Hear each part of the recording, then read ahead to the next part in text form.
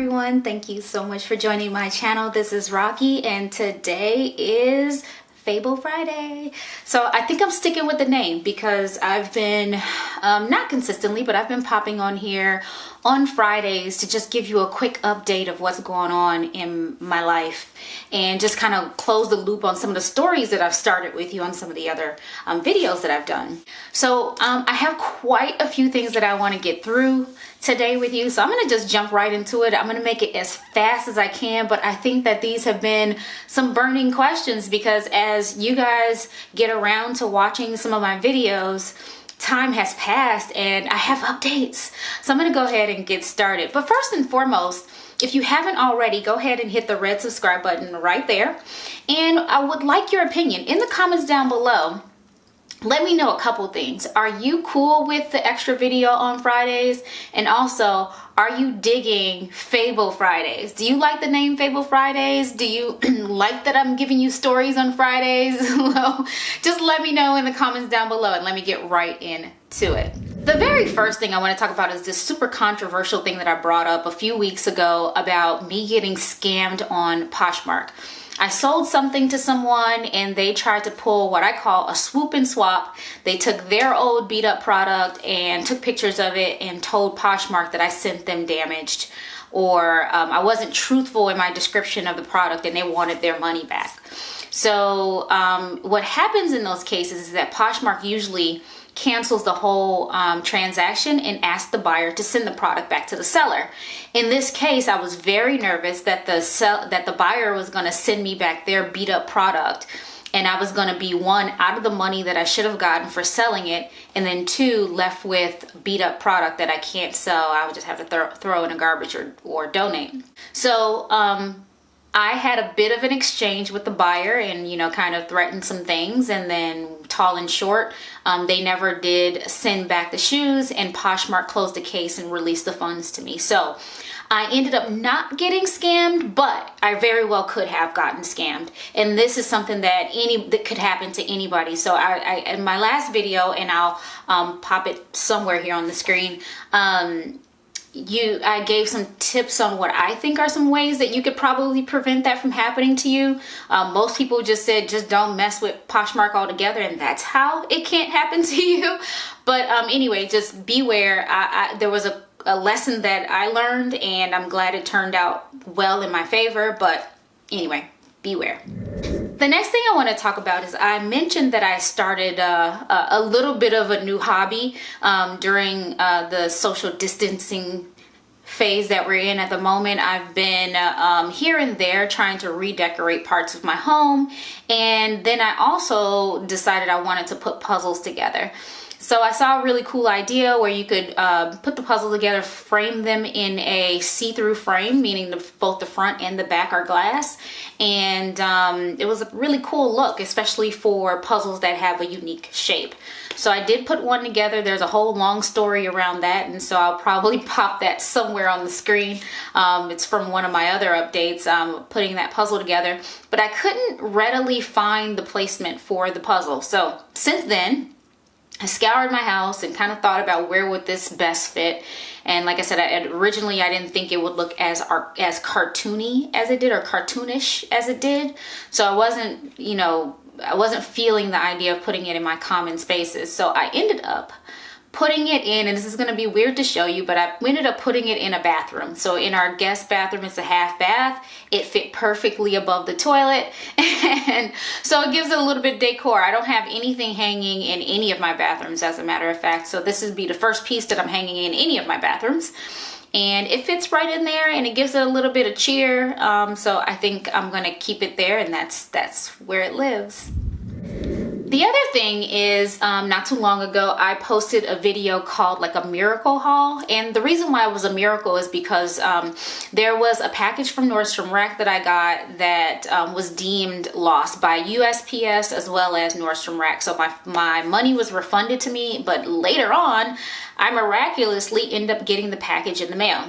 So that being said, I felt a little guilty. I'm like, what should I do? Should I tell Nordstrom Rack? Should I pay for it? What do I do? And my husband suggested that I take the money that that I got back or that I should have been spending and take that and give blessings to people.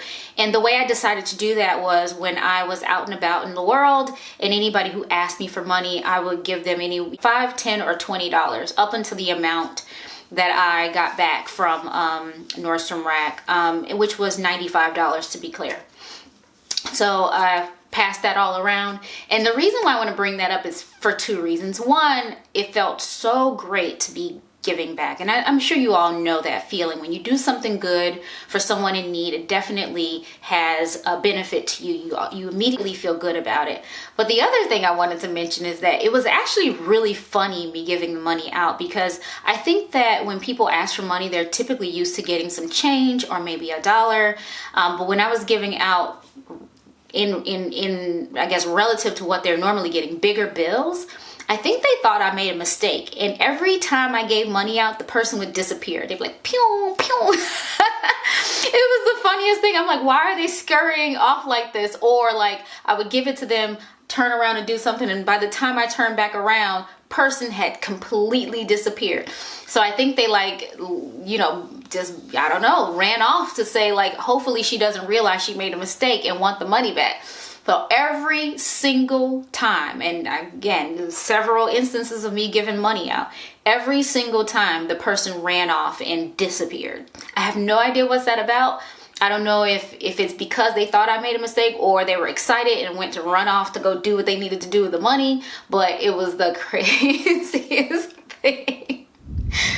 The next thing I wanted to talk about, which I'm not going to do today because I'm lazy, I wanted to show you the progress of my hair journey. I'm not really having I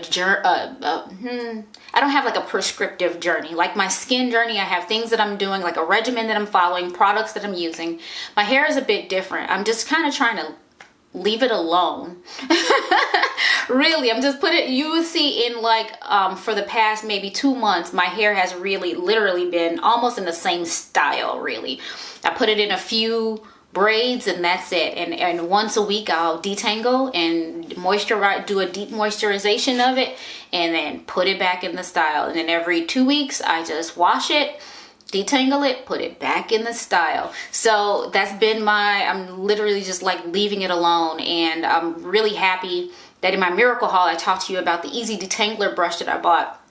That made my life a bit easier as well, because I would find that in the past I wasn't detangling my hair that often. I would leave it 2 and 3 weeks to detangle, you know, for the wash day. And that's when I would lose a lot of my hair because, you know, I had just ridiculous knots in there. It would just pull everything out, as opposed to detangling, it would rip out.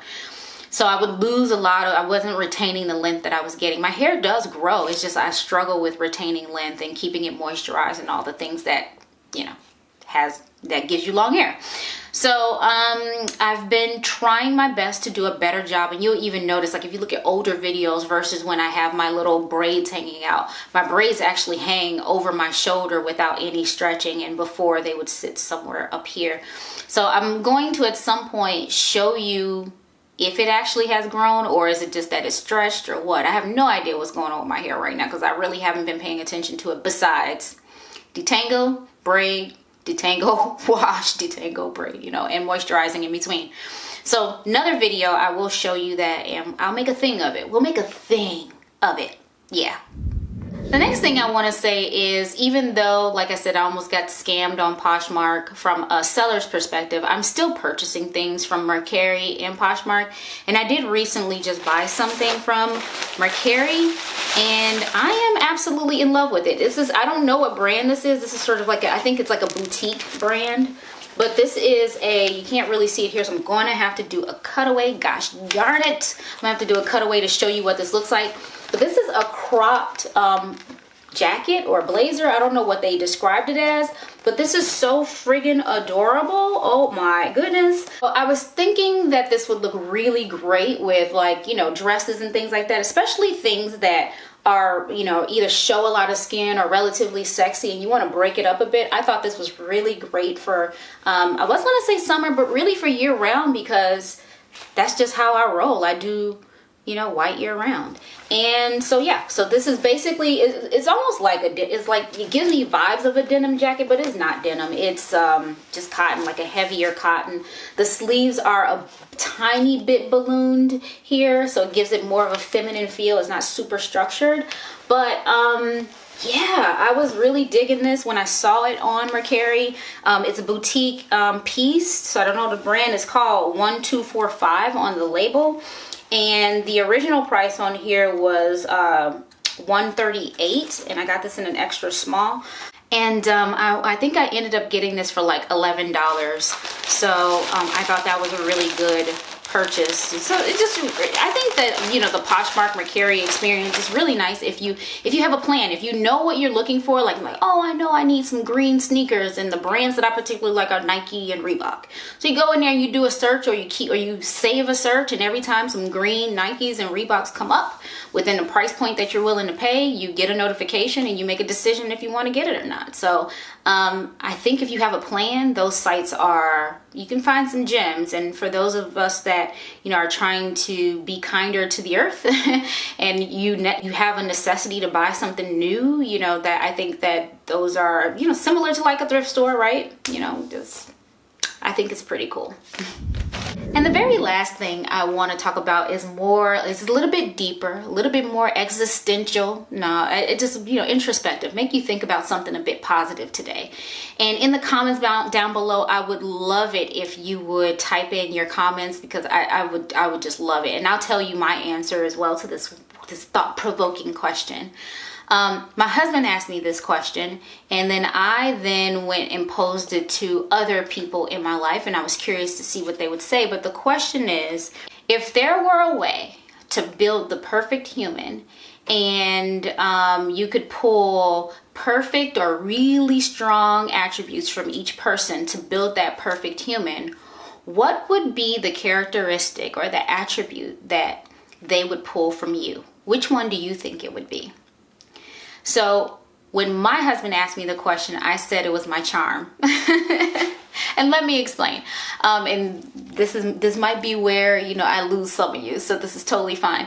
I find in my life that people gravitate towards me, and that's probably one of the other reasons why I decided that YouTube wasn't such a bad idea. But in my normal life, I feel like people gravitate towards me, whether I want it or not.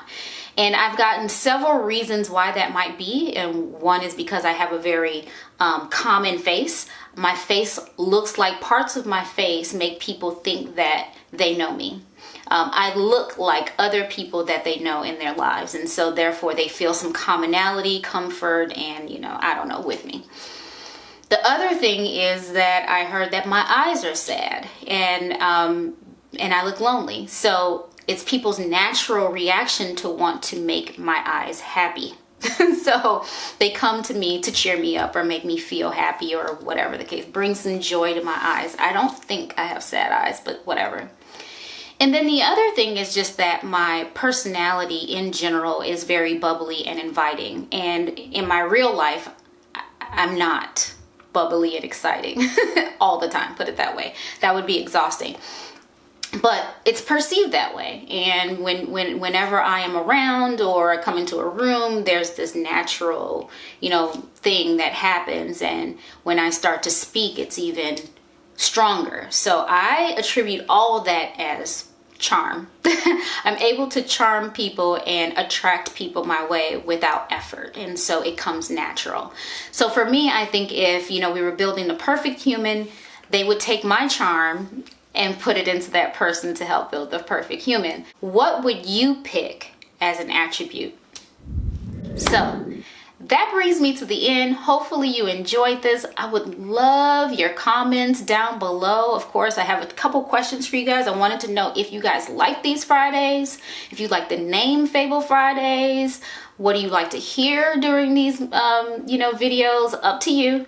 And then lastly, my big question that I just asked, I would love to know what your thoughts are. So if you haven't already, hit the subscribe button, share it with your friends, hit the like button, leave me a comment down below. Bye.